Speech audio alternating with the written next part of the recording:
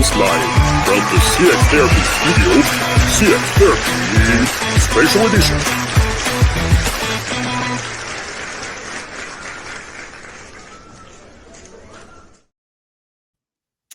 Good morning, Max. How are you doing today? I am doing great, Julien. How are you there in the city of light and the beauty of Paris here on this lovely evening for you? You know, I'm I'm super excited because that's CX Therapy Day.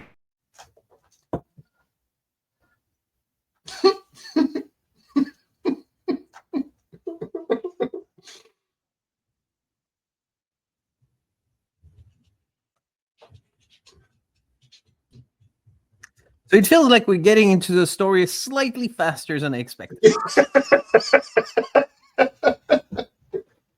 So I was going to say, on one hand, I'm super happy because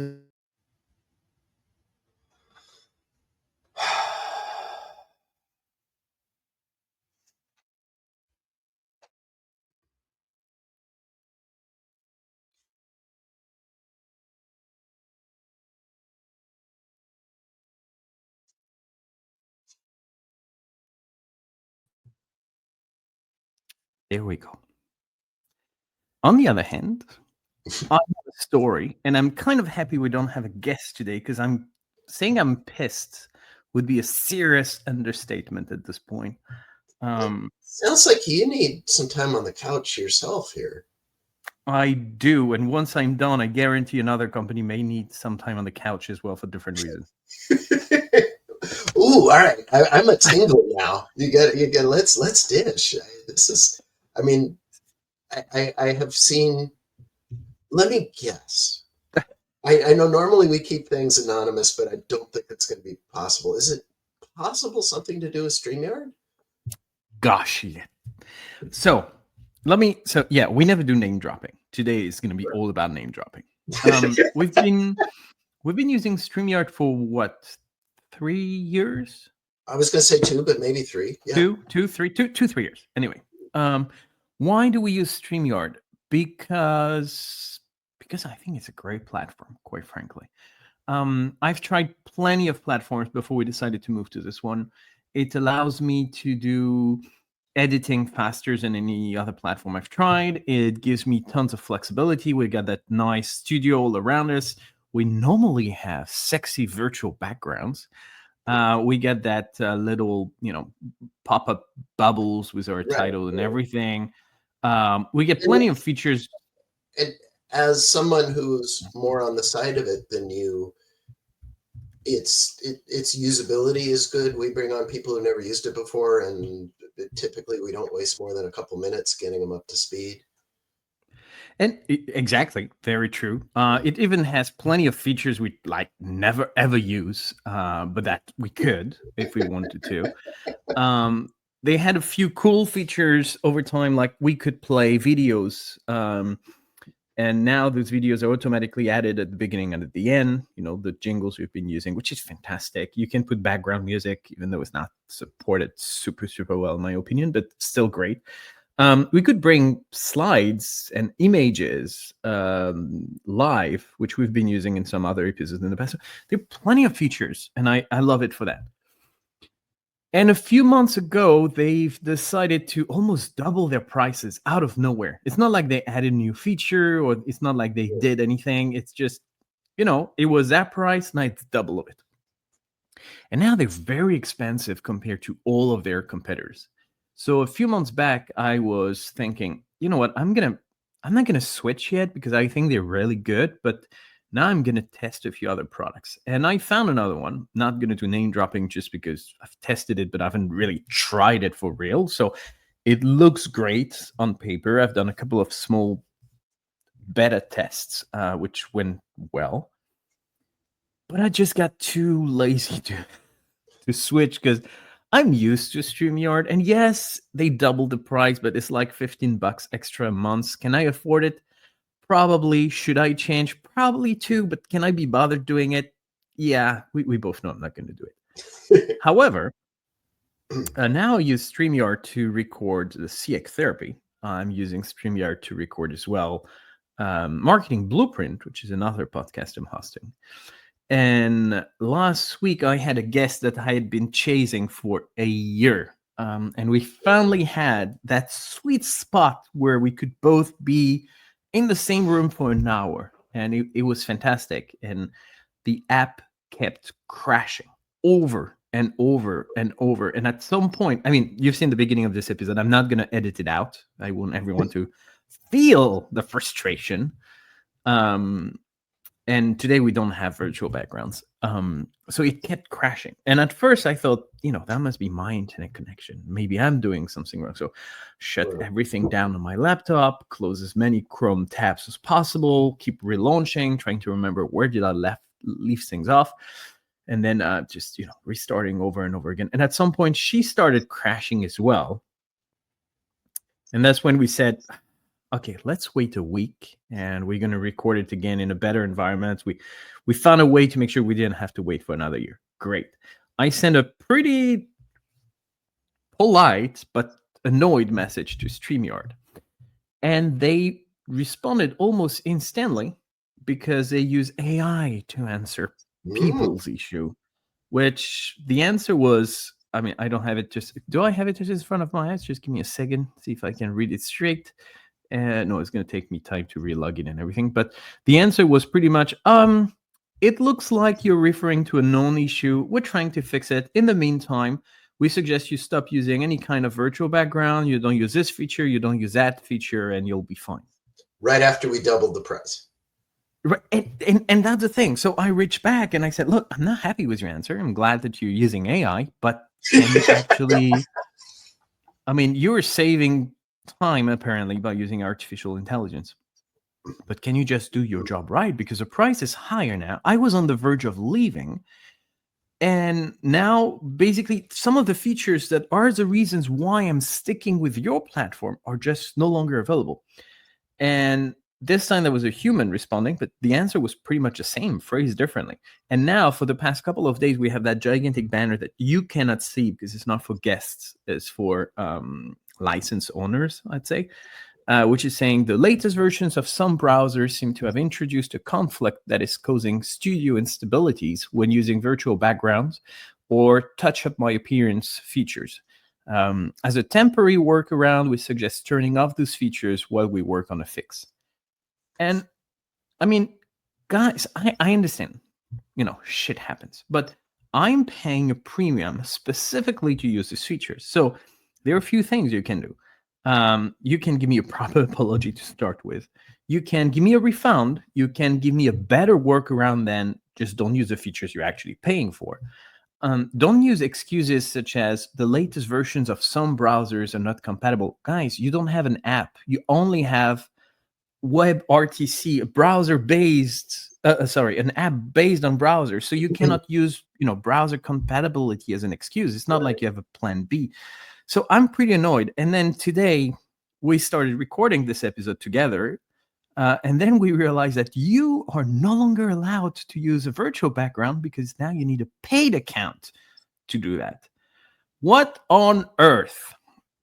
And I think I'll stop it here for today. How do you feel about that? So I find myself laughing, and I feel bad about that, but it's just, it's so comically bad. And I keep thinking of the Elvis Costello song that has the line, "I used to be disgusted, but now I try to be amused." And it's just staggeringly, I as you were talking, I'm like, maybe they got a new CEO and they're just totally repurposing everything. They've got some new goal they're going after, and to hell with the Julien Rios of the world who are using their platform. They don't fit the new profile that they want or something like that. I mean, I'm now going to start saying things they could be doing better already. At dead least, if there's a browser compatibility issue, dear God, there must be a browser that works. Maybe a suggestion that, use. So here they are complaining about Chrome, Edge, and Firefox. So, I mean, if you're not on an Apple product, you're not going to be using Safari, obviously. Right. There must be 5 people in the world using Opera. Some of the other browsers, like the one with the lion is Brave, I think it's called. I mean, those are the top 3 browsers. If you're not compatible with these 3, then what kind of business are you in? What was the phrase? Some new browsers. Exactly. Some is in 98%. And for once, I don't feel like I have specific requirements. It's not like I'm using the one feature that no one is using, or I have a special case that no one. I mean, I'm using a video recording platform to record videos, and I'm using it for virtual backgrounds, which every app ever since 2020, probably much earlier than that, has as a native feature. So, I mean, I understand for deliveries and many things, I'm always the outsider, having the one use case that's never going to fit, like ordering a crate of sauce out of nowhere. But here, I don't feel that's the case. I agree. This is a core feature, and I keep coming back to the same thing, which is, how dare you raise the price and have a core feature fail? It's one thing to have a core feature fail. That's bad, and that could be enough to have you say, oh, the heck with you guys, I'm moving on. But to double the price and then do that is just beyond the pale. It's staggering. Especially that they keep making changes I didn't ask for. We have new design here, which honestly, it's nice. It's looking good, but I would much rather have a working platform than a platform with new design. They have all this new AI features that I would much rather. I've tried them. They are bad. Okay, sure. They're not bad. I'm not gonna use most of them. I would much rather have the standard version and ask me a premium to pay for these features, but let me use what I've been doing for years for the same price. Right. This is such a disappointment. And on top of that, the frustration is I have 3 more recordings this week, and they don't seem to be ready to release a fix anytime soon. So am I going to do all of my podcasts without virtual backgrounds? Or should I switch to a different platform in the next 24 hours? I don't know. How are you going to switch to? This ties to a bigger thing that I've seen, and it's a great big dump in the contact center world, which is vendor lock. And your CRM system, your CCAS system, it took you months, if not years, to get that thing installed and working. Lightly and come back, or is at my end? Oh. Can you hear me? It has been slowing down tremendously. I can hear you. Teams has just freaked out in the background. Let me see if there's I don't think it's my network connection. No, it's not. You're back 100%. I'm not going to edit any of this out. So this dropout here appears to be caused by Teams, which suddenly restarted itself and I think sucked all the CPU out of the system. I think Microsoft heard us complaining about what is not really a competitive product, but I think they wanted a little moment for notice here. I seem to be back. Teams seems to have settled. So I guess on one level, I would say at least it didn't just magically reboot itself, although it did magically kick you out twice. Yeah. Oh yeah. So I lost my thread there for a second. Vendor lock is just so powerful. It takes you months or years to do CCAS or CRM, and you're stuck. And you're kind of stuck now. The scale is smaller, but the number of people addressing it are 1. So it's the same issue. It's kind of like, well, yeah, but he's not going to leave because it's just too painful. And I think I'm just gonna have to go beyond the pain. Because honestly, I mean, if I don't have virtual backgrounds and it keeps crashing, there's really zero value for me to pay more. Right. I mean, when you get the comforts, you can swallow extra dollars. But when you don't even get what you're paying for, I think this is going to end. Okay, so so are you saying you're done right now? You probably don't have time in the next 24 hours to swap out a platform. Are you so you'll limp through this week and then next week try to figure out what's your timeline? It's very simple. I'm going to try to register on another platform and see how quickly I can migrate things over. And how much time I have to do that, because migrating things is one thing, but finding the time to do it is another thing entirely.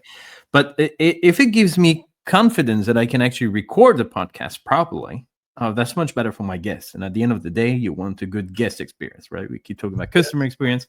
These people are not customers and not paying for it, but damn, you want them to have a good experience. At the end of the day, that's a therapy. You don't want the therapy to be worse than no therapy. So it's kind of like somebody lays down on the couch and the couch collapses underneath them. Exactly.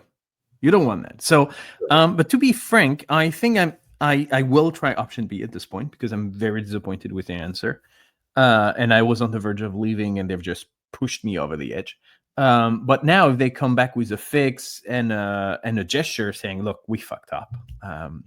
Here is 3 months free of charge," or whatever that might be, and I feel like their product is actually still better after trying another platform, I may be back.